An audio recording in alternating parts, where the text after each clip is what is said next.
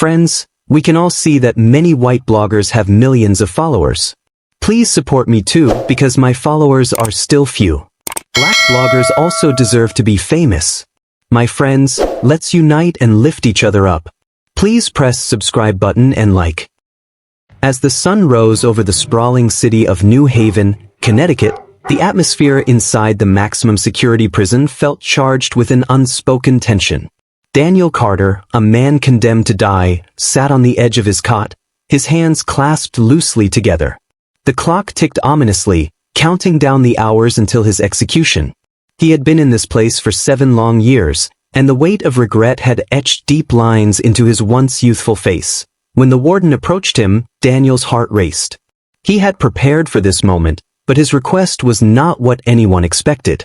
"I want to see Max, my dog," he said, his voice steady but low.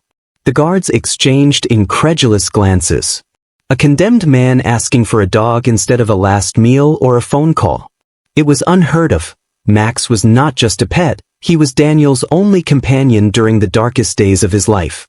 Before the arrest, before the trial, Max had been there, a loyal German shepherd who had never judged him. In his final hours, Daniel craved the comfort of that unwavering bond. The warden hesitated, contemplating the unusual request. Bringing a dog into a maximum security prison on execution day is unprecedented, he said, leaning back in his chair. But after a moment of reflection, he decided to allow it, under strict supervision. 10 minutes in the yard. That's it. Word spread quickly among the guards, some shaking their heads in disbelief while others whispered about the bond between a man and his dog. For Daniel, those 10 minutes felt like an eternity. He stood in the yard, wrists cuffed in front of him, eyes fixed on the entrance, waiting for the moment that would change everything. When the gate creaked open, Daniel's breath caught in his throat. Max trotted in, his black and tan coat gleaming in the morning light. 2 officers flanked him, leashed tightly, but it was clear that Max had already spotted his owner. His ears perked up, and his tail began to wag, slowly at first, then faster, as if he were a metronome finding its rhythm. Daniel dropped to his knees as Max surged forward, slamming into his chest. The dog pressed his head into Daniel's shoulder, whining, a sound caught between joy and grief. In that moment, the prison faded away. There was no countdown, no death order, just a man and his dog reunited, but then, something shifted. Max froze, his body tense, tail stopped mid-wag. A deep growl rumbled from his chest, and Daniel felt the shift in the air. Max was no longer looking at him. His gaze was locked onto Officer Jenkins, a tall, rigid man standing 10 feet away, hands clasped behind his back. The growl deepened, teeth flashing in a silent warning. "Control your dog," one guard muttered, stepping forward, but Daniel placed a hand on Max's back. "Easy boy," he whispered. "It's okay." But it wasn't okay. Max had never growled like this without reason. Jenkins avoided eye contact, his jaw tight. Daniel's mind raced. He knew his dog's instincts, and Max was never wrong. Something about Jenkins was triggering Max's protective instincts. The tension in the yard thickened, and Daniel sensed that this was not just a goodbye, it was the beginning of something much larger. Officer Ramirez, a guard who had always treated Daniel with respect, approached. "Your dog's got a good nose," he said quietly. "What's his problem with Jenkins?" Daniel shrugged, careful not to reveal too much. "Max doesn't growl at strangers for fun." Ramirez frowned. "Funny thing, Jenkins was on duty the night you were arrested, but he never reported it." The words hung heavy in the air. If Jenkins had been there, why wasn't it in the report? Just then, Jenkins reappeared at the far end of the yard, and Max's growl returned, sharp and unrelenting. The warden, watching from the tower, called down, "What's going on?" No one answered. The air was charged with unspoken tension. Daniel knew one thing. This wasn't just a farewell, it was a battle for the truth. Later that afternoon, the warden summoned Daniel to a small interview room. Max was allowed to stay, watching the door like a sentinel. Ramirez stood in the corner, arms crossed, while Jenkins faced them, stiff and cold. The warden spoke first. "Jenkins, why didn't you disclose that you were on site the night of Daniel's arrest?" Jenkins' jaw tightened. "Didn't think it mattered." I was off duty, just passing by. Max let out a sharp bark, his eyes locked on Jenkins, growl rising like thunder. Ramirez stepped forward. Funny, because a witness just came forward. They saw a man matching your description leaving Daniel's house before the police arrived. The warden's expression darkened. We're reopening the case. Effective immediately, the execution is delayed.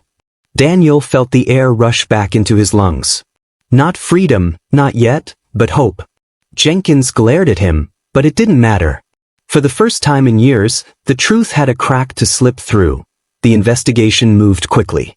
The new witness, the retested fingerprints, they didn't belong to Daniel. They matched Jenkins. Weeks passed, and more evidence surfaced. Jenkins had been at the scene. He had planted evidence. He was arrested and charged with the same murder Daniel had been sentenced for. The prosecution dropped the charges, and the prison gates, once the end of Daniel's life, swung open to set him free. There, just beyond the fence, was Max, tail wagging, eyes bright.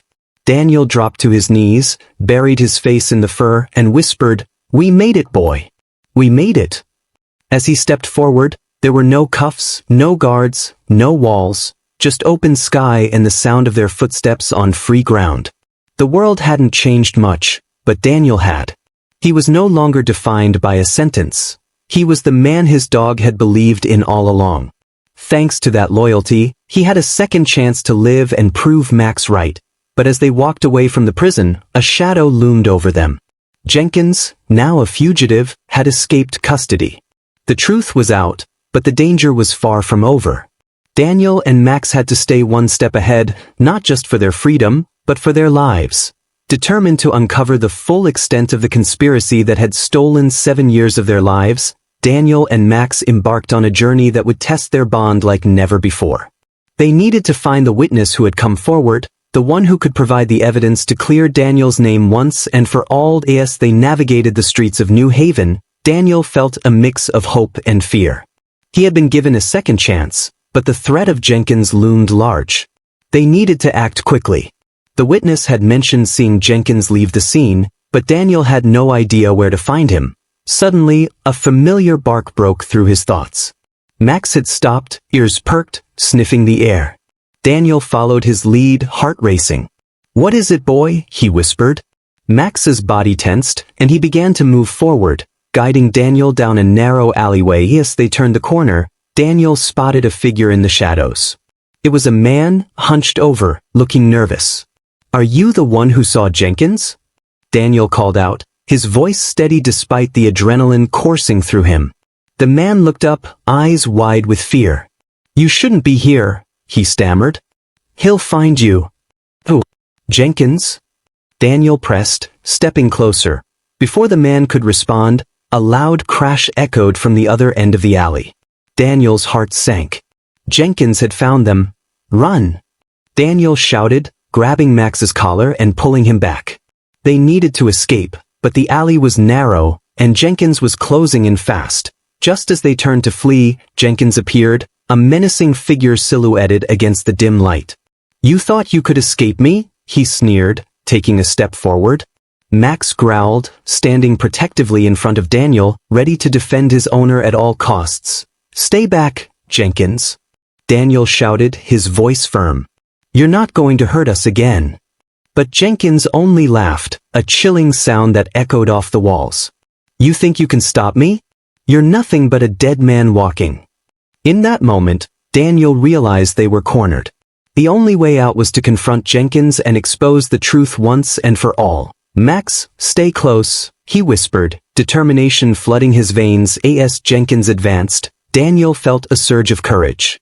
This was not just about his freedom anymore, it was about justice. "Why did you do it, Jenkins?" Daniel demanded, his voice steady. "Why frame me for a crime I didn't commit?" Jenkins paused, a flicker of surprise crossing his face. "You wouldn't understand," he spat. "You were in the wrong place at the wrong time. I had to protect myself." "Protect yourself?" Daniel scoffed. "You're a coward hiding behind lies. You'll pay for what you've done." With that, the tension in the air snapped. Jenkins lunged forward, but Max was ready. The loyal dog sprang into action, barking fiercely as he charged at Jenkins, creating a distraction that allowed Daniel to move. "Get back!" Daniel shouted, grabbing a nearby trash can lid as a makeshift shield. The alley erupted into chaos as Jenkins and Max clashed. Daniel's heart raced as he watched the scene unfold.